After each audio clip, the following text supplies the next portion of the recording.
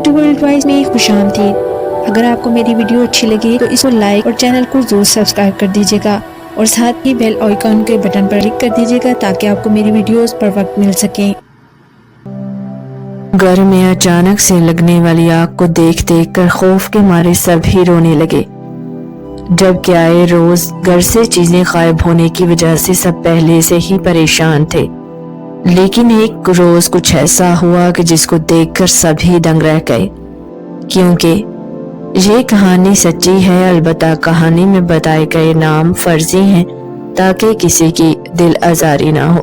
ہم joint family میں رہتے تھے، دادا دادی، میرے منجلے چاچو، ان کی بیوی اور 3 بچے، ہم 5 بہن بھائی اور میرے والدین اور سب سے چھوٹے چاچو جو ابھی کنوارے تھے۔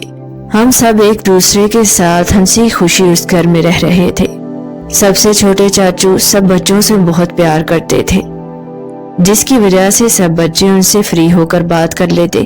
سب بچوں کو، میرے چھوٹے بہن بھائیوں اور منجلے چاچو کے بچوں کو، سب سے چھوٹے چاچو کی شادی میں ناچنے کا بہت شوق تھا، اس لیے ہم چاچو سے اکثر کہتے، چاچو چاچی کب آئیں گی؟ چاچو بھی ہم سب بچوں کے ساتھ مل کر بچہ بن جاتے۔ شرارت میں آتے ہوئے کہتے، نہیں جی آپ کی چاچی آپ لوگوں سے ناراض ہیں، اس لیے وہ اس گھر میں بیاہ کرانا نہیں چاہتی۔ ہم سب ایک دوسرے کو دیکھتے رہ جاتے، چاچو سچ کہہ رہے ہیں کیا؟ حالانکہ وہ تو یہ سب مذاق میں کہتے تھے، تب تو ان کا کہیں رشتہ بھی نہیں ہوا تھا، اگرچہ میں سب بچوں سے بڑی تھی۔ میری عمر تب تقریباً 15 سال کے لگ بھگ ہوگی، اس لیے میں جانتی تھی چاچو سب مذاق میں کہتے ہیں۔ گھر میں بہت ہی سکون تھا۔ ہمارا گھر یوں تو بہت بڑا تھا، جس میں گھر کے نچلے حصے میں ہی میرے والد اور منجلے چاچو کی پوری فیملی دادا دادی سمیت رہ رہے تھے، جبکہ گھر کے اوپر والے حصے کو خاص طور پر چھوٹے چاچو کی شادی سے پہلے تیار کروایا گیا، جس میں آدھا حصہ کھلا صحن تھا اور باقی کا آدھا حصہ کمروں اور ہال پر مشتمل تھا، یعنی چاچی کو بنا بنایا الگ سے پورشن دینے کی سب کی رائے تھی۔ چھوٹے چاچو کا رشتہ ہو گیا اور بہت ہی خوبصورت چاچی گھر میں آ گئی۔ ہم سب چاچی کو دیکھ دیکھ کر بہت خوش ہوتے، کیونکہ ہم سب کو گھر میں نئی نویلی دلہن لانے کا بہت ہی شوق تھا، مگر وہ شوق جلد ہی پورا ہو گیا۔ شادی کے چند روز بعد کچھ ایسا ہونے لگا جس نے سارے گھر کی کایا پلٹ دی۔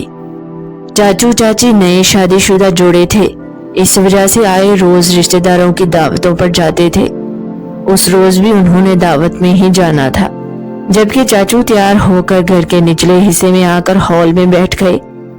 چاچی کے آنے کے کوئی آثار نہیں دکھائی دے رہے تھے۔ تقریباً 30 منٹ گزرنے کے بعد چاچو نے مجھ سے نہایت سنجیدگی سے کہا، جاؤ اپنی چاچی کو جا کر دیکھو ابھی تک آئی کیوں نہیں۔ میں ہمیشہ کی طرح چاچو کی لاڈلی اور سب سے سمجھدار بھتیجی تھی، اس لیے چاچو کا حکم سنتے ہی میں جب گھر کے اوپر والے حصے میں پہنچی تو چاچی کے کمرے میں جاتے ہی انکشاف ہوا کہ چاچی تو آرام سے بیڈ پر بیٹھی ہوئی تھی، انہوں نے تو کپڑے تک نہیں بدلے تھے۔ میں تو چاچی کو دیکھ کر حیران ہو گئی اور سوچنے لگی، چاچو تو نیچے چاچی کا انتظار کر رہے ہیں اور اب غصے میں بھی ہیں، جبکہ چاچی اپنا سر پکڑے پریشان بیٹھی ہوئی تھی۔ میرے پوچھنے پر چاچی نے کہا، رات میں کپڑے جو دعوت پر جانے کے لیے تیار کر کے رکھے تھے اب اس کے ساتھ کا دوپٹہ ہی نہیں مل رہا، ایسے میں دعوت پر کیسے جا سکتی ہوں؟ 2 دن پہلے بھی میرے ساتھ ایسا ہی ہوا تھا، تب جو سوٹ دعوت پر جانے کے لیے تیار کر کے رکھا تھا اس کی قمیض گم ہو گئی تھی۔ آج تو میں نہیں جاؤں گی، سمجھ نہیں آتی میری چیزیں کہاں گم ہو جاتی ہیں۔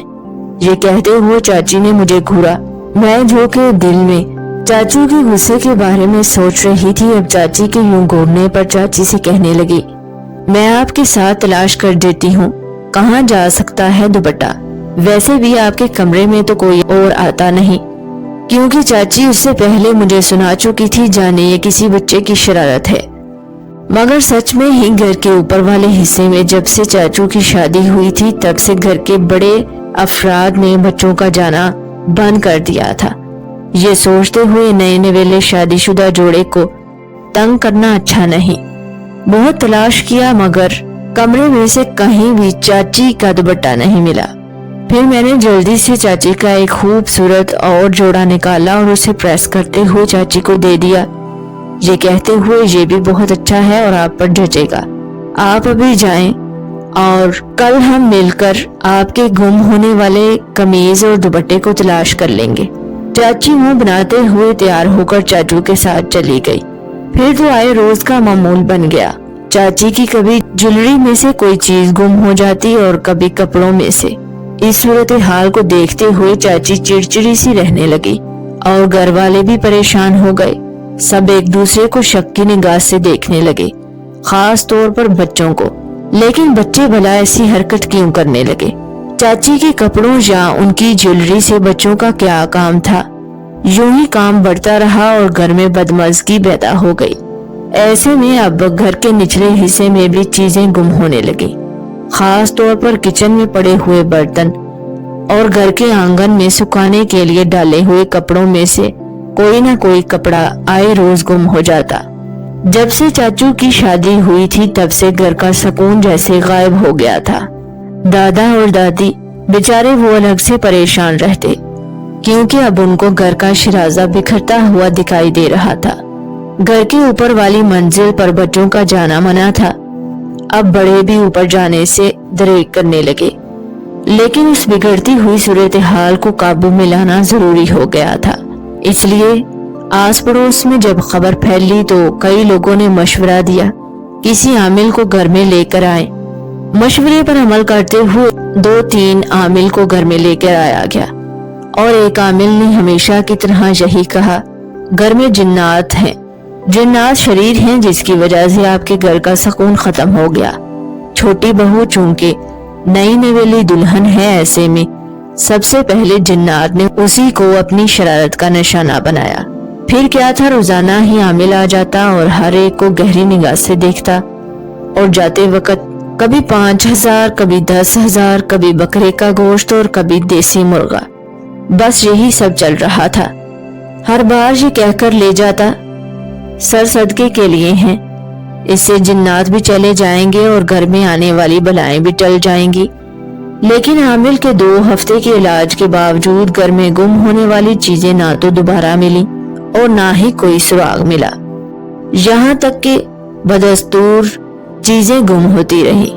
एक रोज हमारे मोहल्ले में दरस था, इसलिए मैं और मेरी वालिदा उस दरस में चली गई। वहां पर आमिला बाजी ने दर्स देते हुए सबके ईमान को तरोताजा किया, ये कहते हुए, हमारी जिंदगी और घर में आने वाली परेशानियां ज्यादातर हमारे दीन से दूरी की वजह से होती हैं। अगर हम 5 वक्त नमाज अदा करें और घर में कुरान की तिलावत करेंगे तो ना सिर्फ हमारी जिंदगी में सुकून होगा, बल्कि हमसे जुड़े हुए दीगर अफराद भी परेशानी से बच जाएंगे। फिर मेरी वालिदा ने दरस खत्म होने के बाद आमिला बाजी से मुतासर होते हुए उनको अपने घर में होने वाले मसले के बारे में सब कुछ बता दिया। उन्होंने सारा मसला नहायत तवज्जो से सुना और फिर कहने लगी, आप आमिलीन के पीछे मत भागें, घर में सूरत बकरा की तिलावत करें और कोशिश करें घर में तमाम अफराद 5 वक्त के नमाजी हो जाएं। इंशाअल्लाह घर की हालत बहुत बेहतर हो जाएगी। उसके बाद मैं और मेरी वालिदा, हमारी नीयत अच्छी थी और अल्लाह ने भी हमारा साथ दिया। सब घर वाले नमाज बाकायदगी से पढ़ने लगे और घर में बुलंद आवाज में कुरान की तिलावत भी लगाई जाती रही। शायद उसके पीछे घर में आने वाली आफतों से पीछा छुड़ाने की गरज भी थी। बेशक कुरान की तिलावत और नमाज पढ़ने से सबके दिलों को सुकून मिल गया, मगर चीजें बाकायदगी से गुम होती रहीं। बल्कि अब तो अजीब वाकया दरपेश आने लगा। एक रोज हम सब बच्चे हॉल में बैठे हुए थे, सभी अपने अपने स्कूल के काम को निपटाने में लगे हुए थे। तभी अचानक से सीढ़ियों में आग लग गई।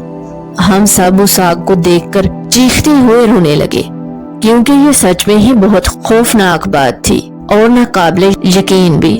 यूं बगैर किसी चीज की आग लगना यकीनन जिन्नात का ही काम हो सकता है। सभी यही सोचने लगे। फिर तो आए रोज आग लगने लगी। ज्यादातर सीढ़ियों में ही आग लगती थी। दोबारा से आमलीन के चक्कर घर में लगने लगे, लेकिन आमिला बाजी की बातें मेरे दिलो दिमाग में घर कर चुकी थी। मैं ना सिर्फ 5 वक्त की नमाजी बन गई, बल्कि मैं तहज्जुद की नमाज भी अदा करने लगी। اس لیے میں رات کے تقریباً 2 بجے باوضو ہو کر تسبیح کر رہی تھی، کیونکہ ان دنوں اسکول میں چھٹیاں تھی، دن میں بھی میں سو لیتی تھی، اس لیے رات میں جاگنا میرے لیے مشکل نہ تھا۔ اور ویسے بھی جب انسان ارادہ کر لے تو اللہ اس کی مدد کرتا ہے۔ میں تسبیح کرنے میں مصروف تھی کہ اچانک سے مجھے ہال میں کسی کے قدموں کی آہٹ سنائی دی۔ چونکہ خاموشی تھی، میں آسانی سے وہ قدموں کی چاپ سن سکتی تھی، مگر وہ آواز سن کر میرا دل زور زور سے دھڑکنے لگا۔ کمرے میں میرے بہن بھائی بھی میرے ساتھ سو رہے تھے، مگر مجھ میں ہمت نہیں تھی کہ میں ان میں سے کسی کو جگاؤں۔ پھر عاملہ باجی کی بات ذہن میں آئی کہ انسان جب اللہ کی راہ کو اختیار کرتا ہے تو شیطان مختلف طریقے سے اسے ڈراتا ہے اور اس کے دلوں میں وسوسے ڈالتا ہے تاکہ وہ راہ راست سے پیچھے ہٹ جائے۔ اس لیے میں نے آیت الکرسی کا ورد کیا اور دھیمے قدموں سے کمرے کا دروازہ جو ہی کھولا تو مجھے یوں لگا جیسے چھوٹی چاچی سیڑھیوں پر چڑھ رہی ہیں۔ ان کے ہاتھ میں کوئی چیز بھی تھی، لیکن میں نے چاچی کا چہرہ نہیں دیکھا تھا، چاچی کو پیچھے سے ہی دیکھا تھا۔ اس لیے میں نے جلدی سے ساتھ والے کمرے میں اپنے والدین کو جگایا، ان سے کہنے لگی گھر میں کوئی چور گھس آیا ہے۔ وہ بھی جلدی سے نیند سے جگے اور میرے ساتھ ہو لیے، جبکہ تب تک چاچی اوپر جا چکی تھی۔ اتنے میں میری امی نے منجلے چاچو اور چاچی کو بھی جگا دیا۔ دادا اور دادی کو اس ٹائم جگانا مناسب نہیں سمجھا۔ سب لوگ چھوٹی چاچی کا تعاقب کرتے ہوئے اوپر پہنچ گئے تو چاچی کہیں بھی نہیں تھی۔ تب صرف میں نے ہی چاچی کو اوپر جاتے ہوئے دیکھا تھا، اس لیے سب مجھے سوالیہ نظروں سے دیکھنے لگے اور میں شرمندہ ہونے لگی۔ پھر اچانک سے میرے والد کے ذہن میں یہ بات آئی، گھر کی تیسری منزل پر بھی تو ایک سٹور نما کمرہ ہے، ہو سکتا ہے وہ چور وہیں پر جا کر چھپ گیا ہو۔ پھر ہم سب جو ہی گھر کی تیسری منزل میں بنے ہوئے سٹور کے دروازے پر پہنچے تو حیرت انگیز طور پر سٹور کا دروازہ کھلا تھا۔ سٹور میں پہلے تو گھر کی ایسی چیزیں رکھی گئی تھی جن کو استعمال کرنا ضروری نہیں سمجھا جاتا تھا، جس میں زیادہ تر خراب ہونے والی مشینری، بچوں کے پرانے قیمتی کھلونے رکھے گئے تھے۔ اس کے علاوہ دادی کے جہیز کی کچھ یادیں، جبکہ اب سب سے چھوٹے چاچو کی شادی پر سٹور کو تھوڑا بہت صاف کروا کر وہاں پر چاچی کی جہیز کی کچھ چیزیں بھی رکھی گئی تھی، اس لیے سٹور تک رسائی اب صرف چاچی کی ہی تھی۔ اس کے علاوہ سٹور میں کسی کا بھی جانا ممکن نہیں تھا۔ خیر جب سٹور کا دروازہ کھولا گیا تو چاچی وہیں پر کھڑی تھی۔ چاچی ہمیں دیکھ کر سہم گئی اور پھر اوپر سے ان سے جو سوالات پوچھے گئے وہ گھبراتے ہوئے کہنے لگیں، مجھے نیند میں چلنے کی عادت ہے، مجھے تو پتہ ہی نہیں چلا میں یہاں پر کیسے پہنچ گئی۔ جبکہ منجلی چاچی نے چھوٹی چاچی سے کہا، ایسی بات ہے تو گھر میں کسی اور کو کیوں نہیں پتا۔ چھوٹی چاچی یہ سنتے ہی رونے لگی اور ہم سب کی طرف دیکھتے ہوئے کہنے لگی، اصل میں مجھے شادی سے پہلے بھی نیند میں چلنے اور بولنے کی عادت ہے، مگر کسی کو بھی ہم لوگوں نے یہ نہیں بتایا تھا۔ لڑکی والے ہیں اس لیے لوگ طرح طرح کی باتیں کرتے تھے۔ تبھی معلوم ہوا کہ گمشدہ چیزیں وہی سٹور میں رکھی گئی تھی، یعنی چاچی کے بقول وہ نیند میں چلتی تھیں اور گھر کی چیزیں ان کے علاوہ اپنے کپڑے اور جیولری میں سے گم ہونے والی چیزیں بھی وہ یہیں پر شاید نیند میں آ کر رکھ دیتی تھی۔ مگر مجھے اس بات پر یقین نہیں آ رہا تھا، چونکہ اس وقت 4 بج گئے تھے، اس لیے سب معاملے کو سمیٹتے ہوئے اپنے اپنے کمرے میں چلے گئے، لیکن مجھے نیند نہیں آ رہی تھی۔ پھر اگلے روز میں نے اپنے والد سے کہا، بابا میں مانتی ہوں جو چیزیں گم ہوئی تھی وہ چاچی نے نیند میں چلتے ہوئے وہاں سے اٹھائی اور جا کر سٹور میں رکھ دی، مگر ہر بار وہ وہیں سٹور میں جا کر کیوں رکھتی رہی، اور ایسے میں انہوں نے کسی کو جگایا کیوں نہیں۔ سب سے بڑھ کر گھر میں لگنے والی آگ، مجھے تو لگ رہا ہے کہ گھر میں لگنے والی آگ کے پیچھے بھی چاچی کا ہی ہاتھ ہوگا۔ ہمیں اس سٹور کی تلاشی لینی چاہیے اس سے پہلے کہ ملنے والے ثبوت گم ہو جائیں۔ پھر اتفاق سے اسی روز چاچی اپنے میکے چلی گئی۔ شاید وہ ندامت میں وہاں گھر میں رہنا نہیں چاہتی تھی یا پھر کچھ اور تھا، لیکن ہمیں سٹور کی تلاشی لینے میں آسانی ہو گئی، جبکہ کسی نے بھی سب سے چھوٹے چاچو سے راز والی بات کا ذکر نہیں کیا تھا، یہ سوچتے ہوئے پہلے کوئی ٹھوس ثبوت مل جائے تبھی یہ بات کریں گے، ورنہ ان میاں بیوی میں نہ چاہتے ہوئے بھی پھوٹ پڑ جائے گی اور اس کا انجام سبھی کو بھگتنا پڑے گا۔ لیکن سب سے چھوٹے چاچو کا بھی ہم سب سے اب رویہ بدل چکا تھا، شاید اب وہ چاچی کی کہی ہوئی باتوں کا اثر لینے لگے تھے۔ کیونکہ چاچی کے بقول وہی سب سے زیادہ جنات کی شرارتوں کا شکار ہوئی تھی۔ خیر اسٹور کی تلاشی لیتے وقت ہمیں عجیب سا مٹی نما پاؤڈر ملا جو ایک مضبوط ڈبے میں رکھا گیا تھا۔ وہ ڈبہ چاچی نے اپنی الماری کے اوپر رکھا ہوا تھا۔ میرے والد چونکہ کیمیکل کی لیب میں ہی کام کرتے تھے، انہوں نے اس ڈبے میں سے تھوڑا سا سیمپل لیا اور اگلے ہی روز اسے لیب میں جا کر چیک کیا اور شام کے وقت سب لوگوں کو ہال میں اکٹھا کیا۔ چھوٹے چاچو اور چھوٹی چاچی کو بھی ان کے میکے سے بلوا لیا گیا۔